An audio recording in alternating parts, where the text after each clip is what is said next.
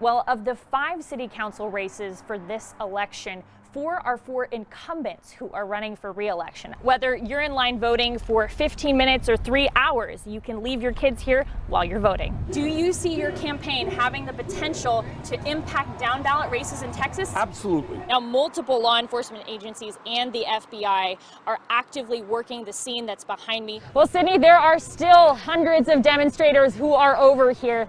Take a look. They're all posted up against the fence. We are actually moving because the demonstrations... Police don't care about their people. Because the demonstrations have started moving south on Congress. The person who lives here came home just before 5 p.m. and asked for another check of his property. That's when the search party and the canines found Marks hiding in a trash can. I've actually been working from home since March. I still go out into the field to shoot stories a few days a week. Outdoors on campus, face coverings are recommended, but they're required inside in most cases for students and for instructors. We've watched as community members have come by, and the number of flowers and remembrances on this patrol car has grown throughout the day.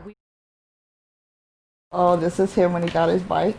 This is how Brenda Ramos remembers her only son, Michael. He was a big Longhorn fan, and he worked in lawn care. On the night of April 24th, she says he was hanging out with his girlfriend and some friends in a parking lot. That's my baby. I still don't believe it. His mother says the shooting left him unrecognizable. I wasn't going to be able to see him because they messed him up so bad. So, demanded surgery at the funeral home. Police found no firearm in his car or the area nearby. God knows my son, he's never had a gun, never. The Travis County District Attorney plans to bring this case before a grand jury. Both officers Piper and Taylor remain on paid administrative leave until APD finishes its own investigation. I can't see how the chief would let him, after that, still be working. Brenda believes her son was unarmed. She wants to see stricter and more immediate penalties for law enforcement who use force against an unarmed subject. A report filed by Austin Police says Officer Taylor believed Michael Ramos would use the car as a deadly weapon. I just want justice for my baby, my son. As many around the country call for change in the way people of color are treated by law enforcement, Brenda says it matters that her son was half black, half Hispanic. She doesn't want people enacting violence in her son's name, but she is heartened to see many people stepping up in peaceful protest. This has been happening way too long, and it's never going to stop. We gotta go now that everybody is pulling together. This is the time to do it, just in the right way. Alyssa Goard, KXAN News. During Austin's 2019 point-in-time count, I met Stephen Blair. The group of volunteers that night found him on a bridge beneath Mopac. But what you want more than anything else is a house. Home. A place where I can cook my own food. Yeah. Stuff I've been eating, I'm getting skinnier. He had been in and out of homelessness in Austin for 15 years. He told Mayor Steve Adler he needed help getting an ID so he could apply for a job and an apartment. So next year this time, maybe I'll visit you in your apartment. Yeah, I'll cook you a good meal. I'll cook all you a good meal. Blair was still among the 2,500 people experiencing homelessness counted in 2020. He was also among the 1,500 plus in that count living unsheltered. But he says being counted put him in touch with people who could help. I got every kind of ID you probably can name. That's Blair talking to me from his new apartment. He qualified for a room this spring at Integral Care's new permanent supportive housing. That includes a caseworker and career services. Hi, how are you? I'm a whole lot better than the last time you saw me. Austin groups moved an unprecedented number of people into housing like this in 2019. The Ending Community Homelessness Coalition believes this housing reduces the chance they'll become homeless again. What do you like to eat, steaks? Lasagna? Spaghetti? Now that Blair has a place of his own, he is focused on getting a job and getting cooking. What made a difference? Finding, meeting good people like you that know what the word help means. Alyssa Goard, KXAN News. Don't shoot! Don't shoot! As demonstrations continue protesting police use of force, one specific call for policy change has been gaining traction: the 8 Can't Wait campaign. The campaign tells the public to ask their local leaders to put into place 8 specific policies to end police violence in America. Data and research from Campaign Zero suggests these policies result in fewer officer-involved deaths. The 8 Can't Wait campaign says Austin already has 3 of these policies in place. Requiring officers to give verbal warning before using deadly force, requiring officers to intervene to stop excessive force used by other officers and report it to a supervisor, and requiring a use of force continuum that restricts the most severe types of force to the most extreme situations. The campaign says Austin has not required officers to exhaust all other options before using deadly force, banned officers from shooting at moving vehicles in all cases, required officers to report each time they use force or threaten to use force against civilians, banned chokeholds, strangleholds, and other neck restraints in all cases, and required officers to de-escalate situations when possible. Police leaders have a different view. I believe we have the spirit of all 8 of those in effect. The spirit, but not always in writing.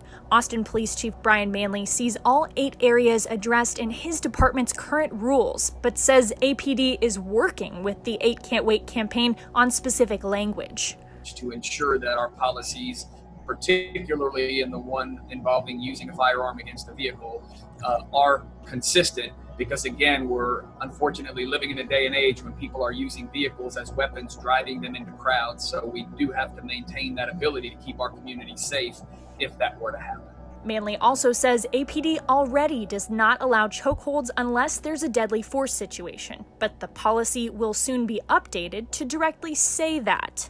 That still does not line up with what the campaign calls for and what multiple Austin City Council members want to see practiced in Austin. We are in a moment where people are galvanized and want to see their local governments respond, and they want to see us respond immediately. Alyssa Goard, KXAN News. Our historic downtown is a big tourism draw for our community. It's Amy Story's job to draw in economic opportunity to the city of Boerne in the Texas Hill Country. Boerne is primarily a small business community. She says many of those businesses have been dramatically impacted by the pandemic. I do think the first of the year, many places will see some businesses that simply can't make it. Our hope is that we don't. The Economic Development Corporation that Story leads doesn't have the same resources larger cities do, so she's headed back to school for answers. I mean, they're not kidding about the homework. Story is one of the 58 community leaders from across Texas and southern Louisiana in the Regional Accelerator Program at the IC² Institute at the University of Texas at Austin. This accelerator is designed to help small or isolated cities and rural areas craft plans to weather the economic fallout of COVID-19. Since the 1970s, the Institute has taught startup mentality across the U.S. and in 43 other countries. And so you have peer-to-peer interactions. This motivates, this helps solve problems, and this creates this network effect. Dr. Greg Pogue with the Institute says even before COVID-19, many smaller cities and rural areas were already challenged by budget constraints and less diverse economies. New has to be embraced by all counties in Texas, all communities in Texas.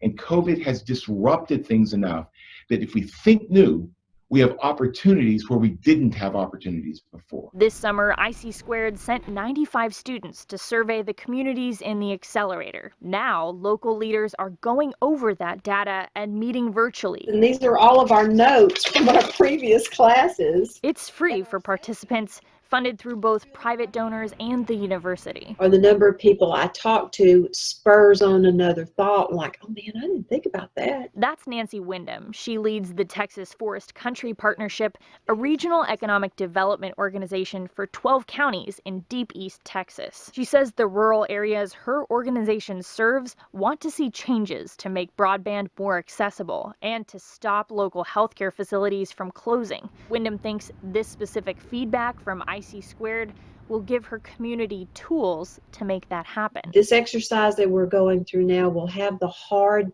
data to substantiate or to help write bills. As for Story, she's learned a lot from the regions she's met through the program who are facing the same hurdles. I think the effects of the pandemic will be felt for a long time. Which is why this accelerator is expected to continue for years into the future, building a support group for the road ahead. There are great things on the horizon, and we've just got to do the work to make sure that we're ready. The folks here at the Institute say one of the challenges of this program is that some communities may have more of a fixed mindset, meaning that they may be less open to growth. The Institute also believes that for these ideas to actually work, there needs to be community buy-in. That's why the solutions for areas like Deep East Texas may look different than the solutions for the rapidly growing areas of the Texas Hill Country.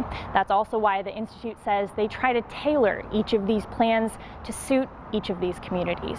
Back to you.